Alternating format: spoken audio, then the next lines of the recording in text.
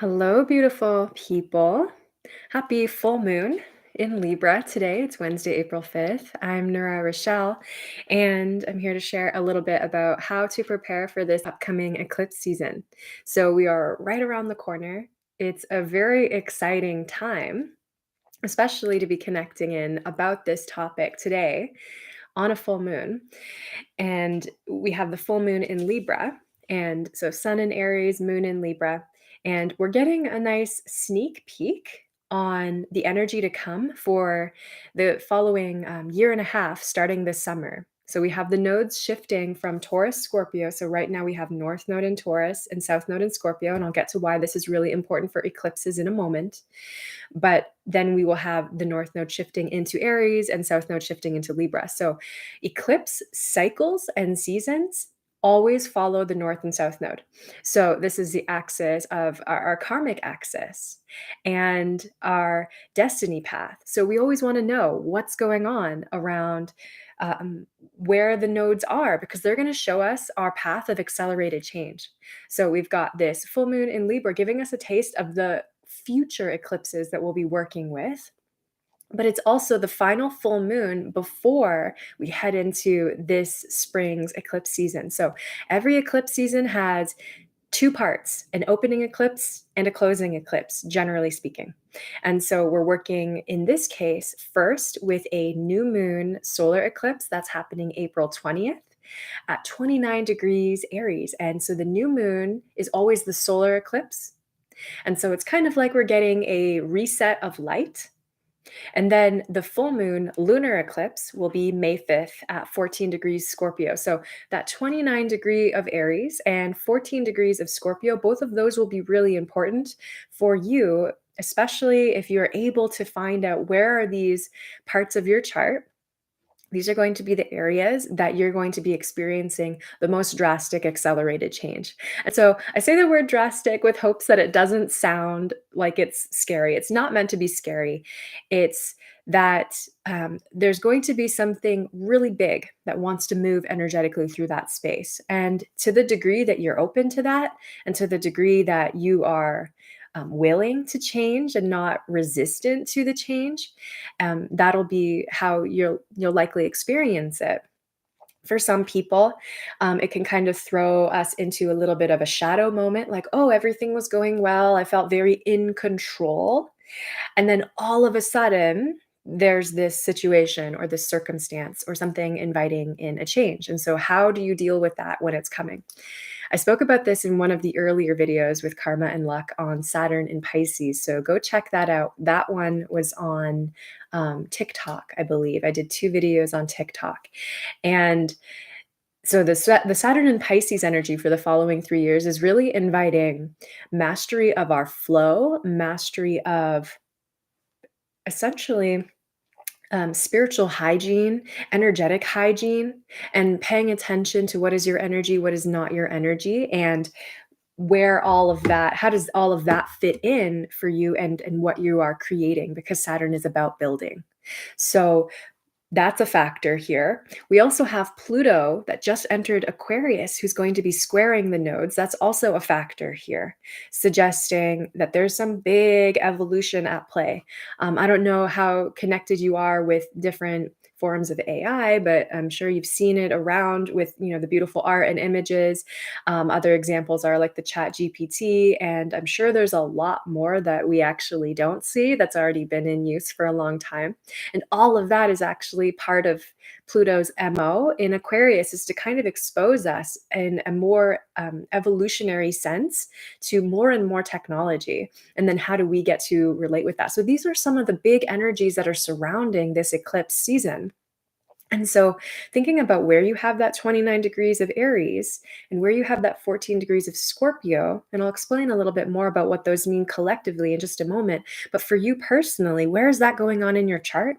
That's really going to outline to you what's the potential, the possibilities of what you can expect for this season. So I always think of eclipse portals kind of like if you imagine like the two branches of a slingshot and then it's kind of like pulling things back. It's like winding things up and getting a lot of tension. And then it like it is released. Slingshots forward into the future. So that's kind of what's happening energetically, and you might already be feeling that right now. Like you can feel something is on the horizon, something totally new is coming in, and that's also the energy of Aries in general. So, Aries is all about being a pioneer, being an individual, coming out into the world in a new way, following instincts, trusting ourselves. And so, all of this is really going to be important when we consider what wants to drop in. Maybe it's a new way of connecting with your body. Maybe it's a new sport. Maybe it's a new physical activity because Aries also has that strong affinity with the body and getting moving. And I always feel, especially if you struggle with your instincts or struggle with understanding what you want, to actually get more active in your body, because when you are moving, you're more tapped into instinct just by design, by your biological design. For example, you're going for a run, all of a sudden a tiger comes out. What are you going to do? There's an autonomic response, and that is connected to your instinct. And then it's almost that you can refine and hone in your instincts too by learning new skills in that space to almost expand your nervous system capacity to be able to handle threats in a different way, but also to be able to trust yourself in a more expansive way. So all of that is available with this new moon solar eclipse in Aries. And I'll say something about the 29th degree. This is the anaretic degree, so it's ruled by Saturn, but it also has a Leo overtone. So there's something around being seen a little bit more, maybe being a little bit more bold, confident, internally validating around what you're creating. And then with the Saturnian quality, something about mastery. And so, speaking of mastery, I have this beautiful ring on by from Karma and Luck, and it's a matching set, and I just love it so much. It's the Cosmic Optimism ring, and it goes with this necklace, the Cosmic Optimism necklace. And so it has the sun and the rainbow, and I'm very much feeling that, sun and rainbow energy. But Saturn rules boundaries and rings and the container that we place around ourselves, around our lives, around what we're creating so that we can stay focused. It's almost like that constriction energy. So when we think about this new moon solar eclipse being in a Saturnian degree, there's something about placing some kind of boundary around your experience so that you can master it. That might also look like you deciding more or less what you want to create and then filtering everything else through your life that doesn't align with that or does align with it. Just any decision that you get to make through that lens of, does this align with my vision? So that'll be really important for the opening of this eclipse portal. So that'll be April 20th. So it's April 5th now. So you've got about 2 weeks of preparing yourself. And I would suggest that you're already starting to get grounded in some sort of daily practice, because what can happen in these eclipse portals is that, if you're familiar with Ayurveda, it's very vata. It's like high vata energy, lots of change. It's like the winds of change are blowing from every possible direction. Usually we can surprise ourselves emotionally, like surprise shocking things happen, and that can be kind of uncomfortable, especially if you are kind of used to creating your life in a way that is manageable, and you more or less know what you're doing. So how do you handle surprises? How do you handle sort of shocking events? Um, and having a daily practice is what can ground you in something. So it's the same for somebody if you have high vata energy, or if you're highly changeable, or if you're highly in your mind, or if you're prone to anxiety. Those are all some clues if you would resonate with having high vata energy. And if you have something that is the same that you do every day, it is so much easier to feel grounded. It is so much easier to feel safe and supported and able to face whatever is the other change. It's like if everything's different, it's super ungrounding. But if you have those habits, those daily things that you're doing, at least you're able to ground into those. And then I would recommend starting every day with those things, and also hopefully ending every night with those things. So for me, the things that I do that I know a lot of people do, and you might already have this kind of practice, is a daily gratitude journal. So in the morning, I just write a full page of all that I'm grateful for.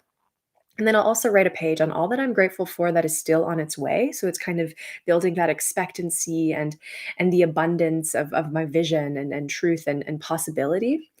And then I will also do some type of yoga practice or a movement practice because that's my activity of choice. Or I'll do some sort of breathing or meditation if I want to be a little bit more internal, but I will try to do some type of movement. And that just, brings that daily practice, something super simple. And I can do that anywhere that I go. So if I'm traveling, if I'm with friends, like, it's not this huge thing that I have to, like, overly commit to. It's just part of my practice, and those are the things that during the times of change are the most rooting. So I would highly recommend, really honing that in for you, or if you've kind of fallen off the wagon of your practice, this is a really important time to get back into it before we head into the eclipse portal, because I promise you, my friend, it will be grounding for you. It will support you in feeling as rooted as you possibly can be. Another bit of advice, cosmic advice. So I pulled some cards around what is the general energy to be expected this eclipse portal. And so the moon came in as the overall energy. And I love this image because it looks like an eclipse. It's like the sun with the moon in front, and all the animals are going wild. And I always feel that that points to, again, leaning more into instinct, leaning more into listening to the unseen forces, understanding ourselves a little bit more archetypally, and listening to our intuition, tuning into those forces in a different way. And so this is very much the energy. With the moon, we can also um, remind ourselves that things are not always as they seem. That'll be crucial to continue to remind yourself things are not always as they seem. And that is, both that can be felt both very positively, and also that can pull up some fear. But the advice cards around that are really interesting. So the advice is judgment. So there's something around waking up here. There's something that wants to wake up within you that can actually help you navigate the times and the spaces of the unknown. There might be some worries and fears around the economic systems, depending on where you live. And the invitation here is to go inside and find the light. Instead of staying outside in the cold, find your community. Be willing to overcome those fears so that you can move forward with more confidence, regardless of the changes. There's something, I think, always the invitation when I see this card is to find again all that you already have going well for you in your life through your practices of gratitude, journaling, etc. Looking for the miracles, expecting miracles, anticipating that things will go your way, rather than always looking for how things are not going your way, just kind of building that abundant trust. And then further advice on that one, because I didn't want to leave you all hanging in the valley, I pulled a sort of extra information about that Five of Pentacles, and the Page of Wands came through, saying, "Okay, it's about being a student. It's about being in your beginner's mind right now. It's about trying new things and connecting with your creativity. That's the Wands, connecting with your intuition and what is inspiring to you. What are you passionate about? All of these kinds of things." So that, adding to the energy of the astrology, hopefully can kind of help you tune into what this is for you. And I would recommend, pulling your own spread if you like to play with tarot, and maybe asking specifically, what is this eclipse asking me to change? Or what does this eclipse portal want to reveal for me that is actually more empowering? And so this actually is a good segue into part two of the eclipse portal, which is going to be a full moon lunar eclipse, May 5th at 14 degrees Scorpio. And so Scorpio is fixed water. It's a sign of empowerment. So we want to be looking at everything that's happening in the world, looking at all the changes that we're being invited to explore in our life through the lens of empowerment. So rather than fear, looking at how is this actually helping me to become stronger? How is this helping me to cultivate resilience and self-trust and a sense of rootedness? The sun will be by that time in Taurus, and then moon in Scorpio. And Taurus, Scorpio are the axis of resources, the axis of worthiness, deserving, abundance, and scarcity. Like, do we have anything coming up in that realm?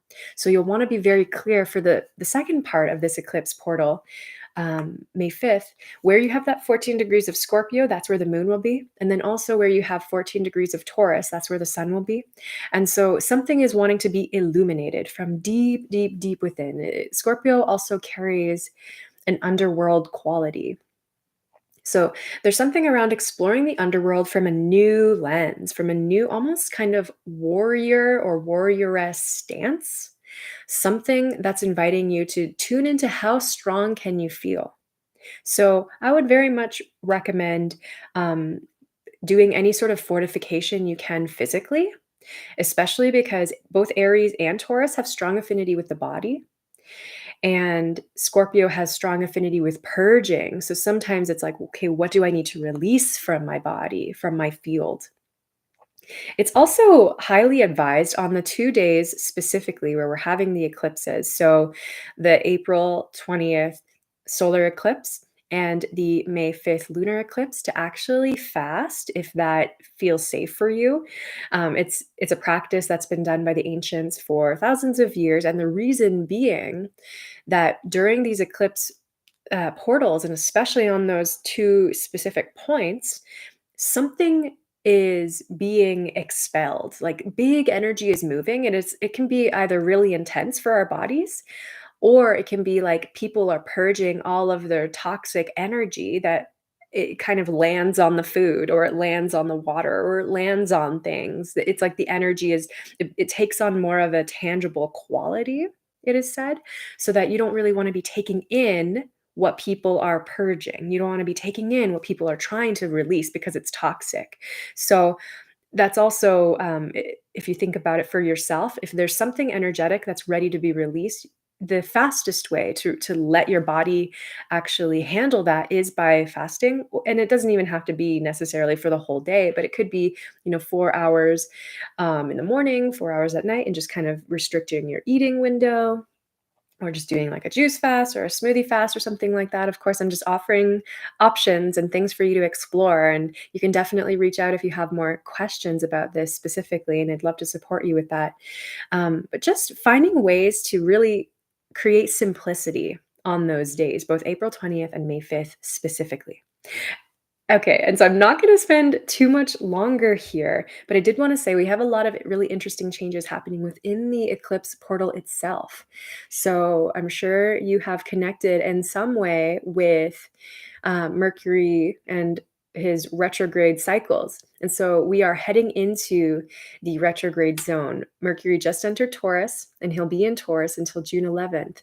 And in the midst of the eclipse portal is when Mercury will be stationing retrograde. That will be April 22nd, so 2 days after the new moon. Mercury is going to station retrograde at 15 degrees Taurus, which is kind of near the degree of where we will have that full moon lunar eclipse 2 weeks later. So this whole part of our chart is alive, is buzzing, it's super activated. It's really calling for you to be paying attention. And then if we think of the Pluto squaring the north and south node, we also have a strong sort of evolutionary energy. And it just so happens that Pluto will also be stationing retrograde May 3rd at 0 degrees Aquarius, square the nodes. And so there will also be that invitation deeper within. Pluto is kind of like our underworld journey or our transformation journey. So we'll have Mercury inviting us more internal into our minds to really cultivate the garden of our minds more consciously, more slowly, more intentionally. And then we will also have Pluto stationing retrograde, inviting us to cultivate the quality of our underworld or connect with it in a way that invites us to really perceive the world in a different way, because Aquarius is about our what we're focusing on. And it's very much like thoughts become things when we start to enter the realm of Aquarius, and very much around what we focus on expands, kind of everything that you might have learned in the realm of manifesting. And so I just want to pay attention to that. But there's a delicacy of the energy in this space where you might feel leading up to the eclipse like you have a lot of energy and you're very excited about all the things that you're creating, which is wonderful. But then the eclipse portal itself, that 2 week span, might just be a little interesting. And so if things maybe take a little bit longer than you want them to, or if maybe you just feel like, oh, I was about to go forward with that thing, but I need to like pull back a little bit and reflect on how does it align with my values and how does it align with what my body needs? All of these kinds of questions. Just know that that would be totally normal, and that after the eclipse portal reflection zone is finished after May 5th, that you might start to feel again like you can move forward with those things with a greater level of awareness and conviction and energy around all that you're creating. Okay, so that's what I have for you. I hope you find this helpful to prepare yourself for the upcoming eclipse portal.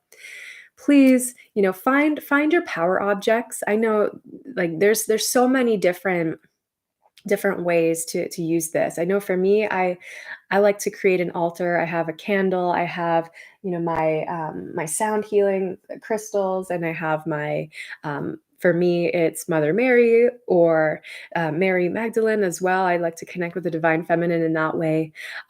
Maybe pull a couple cards and clear myself out energetically through some cleansing breaths or movement, do some journaling. So there's a lot of ways and a lot of tools for you to connect with the sacred, to really make this a sacred journey of change for yourself.